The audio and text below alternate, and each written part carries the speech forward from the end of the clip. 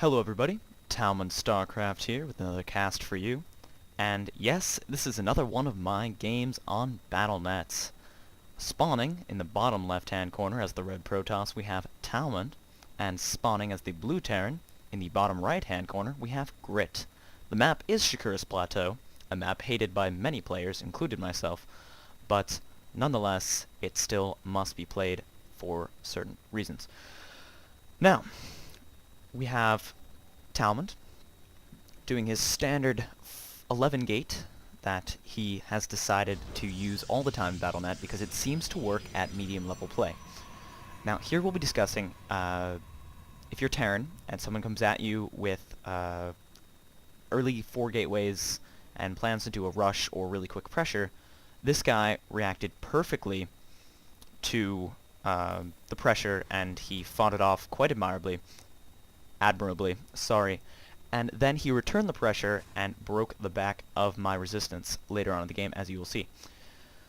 So the 14 gate or the 11 gate or the 12 gate, just any kind of fast gateway rush, is quite easily defendable as Zerg and Terran and Protoss, but you have to be going a certain build or very quickly be able to push them back and destroy them and then return with the counterattack, because often their economy is suffering a little bit during a 4 gate, so what you need to do is return the pressure with attacking units, because if you destroy some of their units while they're trying to push up the ramp and they lose, let's say, 4 Stalkers and 5 Zealots, that's their army.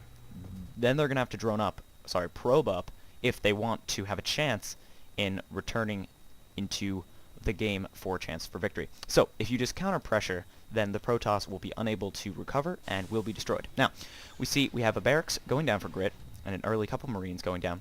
Grit is a pretty good player. It was very frustrating, as you'll see later on, what happened to me when I tried to beat this. Now, I run up just a little bit too late to get inside to do some scouting, and I see the wall off, which, as a Protoss player, or a Zerg player, or even a Terran player, if you see a wall off, it really does not help you very much, because all you see is a wall.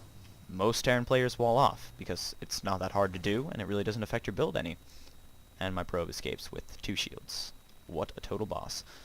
Unfortunately, this would prevent me from seeing any sort of Banshee play, or early gas play, which is really important to know versus Terran, as Protoss, to make sure whether or not you need those cannons or those observers to detect those cloaked Banshees. Now, he's not doing anything like that. He's doing a 1-1-1, I believe.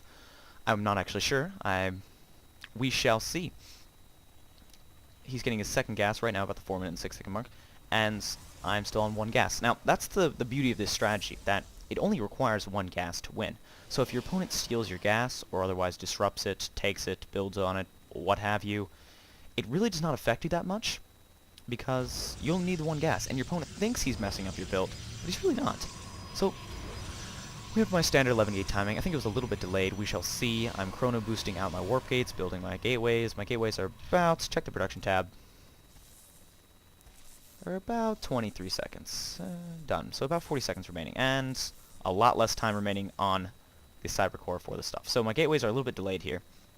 That's never a good position to be in as a Protoss player, to have your gateways delayed, especially if you're gate rushing. Because when you're gate rushing, you want your gates to finish just as your proxy pylon finishes, maybe a little bit after, and especially just as your warp gates finishes.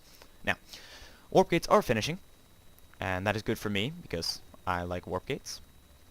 Unfortunately, I'm going to have to wait for these stragglers to finish. Now, these 2 are finishing, being morphed into warp gates, and morphed into warp gates. So, down here, we have my proxy pylon, and I don't actually know, has he scouted this 4 gate?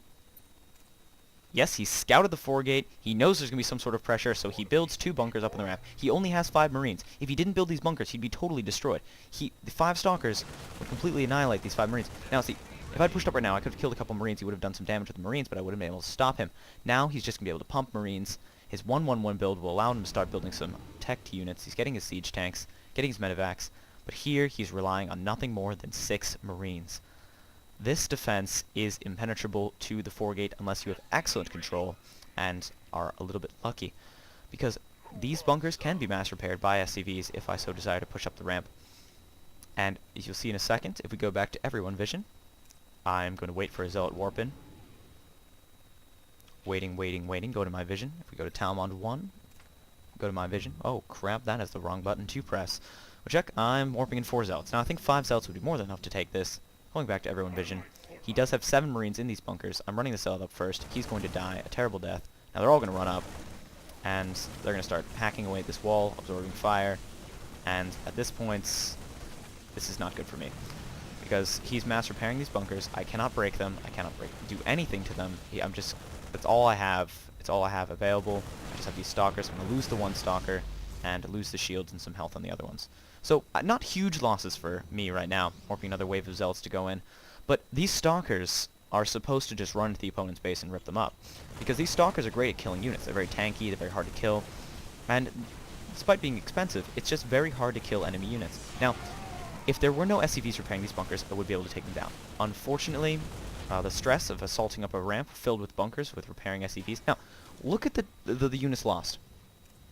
Resources lost, sorry.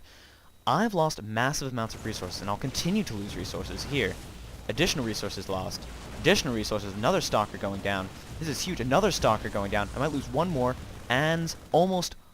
Look at this. I have lost almost 2,000 resources, and what he's lost? Repair cost, and a supply depot. Maybe 1 marine, and a couple SCVs. He hasn't really lost that much.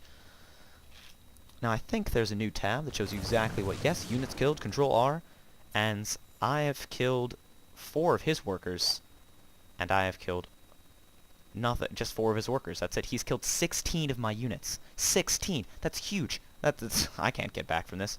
Though I think I can, and I decide, hey, I can get back from this. I can recover, survive, live, what have you. Build my expansion.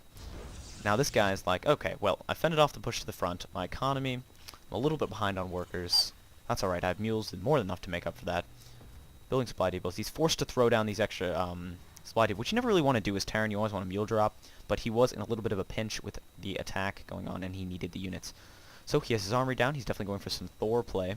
But the fact that he got siege tech, maybe he just decided to switch to Thor play. So he has the medevacs, he has the Thors, and he knows that I can't have too much in my base right now because I dedicated all of my resources for that 4-gate. So we shall see some delicious Thor drops coming up in just a second, and I'll be completely unprepared for this kind of Thor aggression.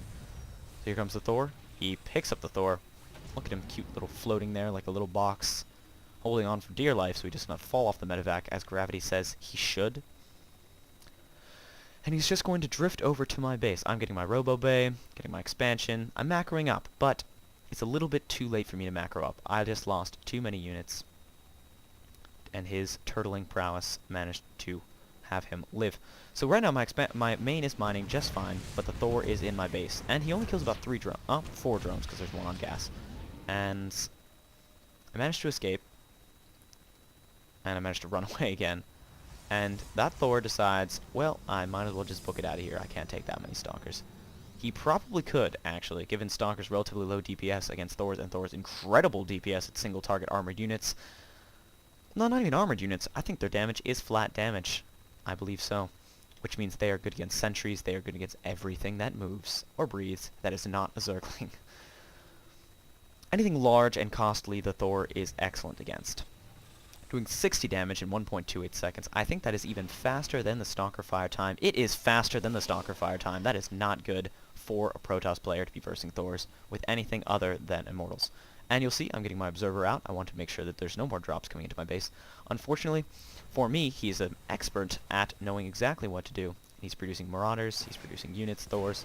He's probably going to be producing a few more Thors in just a second. Probably building more barracks and an expansion command center. But luckily for me, I was a little bit on top of that. I thought that my 2-base play could out macro his 1-base play, but you'll see the Thors and the loss of my resources are just too crucial here, and I will lose the battle. This is actually kind of smart, that if your proxy pylon survives, warp in a zealot or 2 to harass their expansion, maybe even delay it a little bit, especially with Terran if they fly it over. Or even if they don't fly it over, they start building it there, you'll be able to spot it. See, I'm scouting with the Zealot to make sure he doesn't have expansion. Now he's pushing out across the map. I have the Xel'Naga. See, I have the Observer down here to make sure that there's no drops coming in. I have the Xel'Naga here to make sure there's no push coming in. Unfortunately for me, I just do not have the military to push it off. Maybe if I had 1 or 2 mortals and a bunch more zealots. In fact, if I had the resources that I spent on that push, that he lost almost nothing from, I would have been in a very good position to push this off. His macro is just not as strong as mine. He just does not have the same level of macro play. Now he's doing a Thor drop at the exact same time, or maybe just shuttling a Thor over, we shall see. 3 Thors can pretty much decimate any Protoss land army. Because remember, Immortal Shields deflect majority damage down to 10 from any individual high-powered attack. Now, Thors have 2 attacks each. That means these 3 Thors, in 2 rounds of firing, can pretty much annihilate an Immortal. 1 Thor versus Immortal, it's a little bit more of a one-sided battle. But since Thors also do flat damage, they are also very good against Zealots. The Zealots just do not have that. Oh, and looks like the Zealots will be gunned down by the Thors. The force fields, I forgot that Thors do smash force fields, but it did slow down the Marines and the Thors just a little bit. Unfortunately, the Thors will be gunning down these Zealots very quickly. The Zealots are not attacking correctly. It looks like the Zealots are focusing down the Thors rather than attack moving. The Immortal goes down in a matter of seconds, and I GG out because I just lost all of my military without him losing a single Thor. I might have gotten 1 more shot off and blown up that Thor, but he still had a crap ton of Marines, 10 Marines, 5 Marauders, 2 Medevacs, and 2 more Thors after that one would go down. Plus he had reinforcing units and repairing SCVs coming in. And I had Jack Diddley to stop this. I had another mortal on the way, but it was just far too late to stop this. So, I learned that if a Terran is bunkering up, then it is not only unwise, it is completely stupid to keep pushing up the ramp into these bunkers, because bunkers just cannot be broken by gateway units shooting up the ramp. For a second there, it looked like I would have taken down this bunker when the Zealots were hacking away at it, but it looked like I didn't, because he was able to repair it, and I just could not do enough damage in time. Now, if I had pulled back and warped in units macroed up, I would have been able to destroy this push with Immortals and be able to stop his attack. And so, bunkering Terran is OP. This is Taalmond StarCraft, signing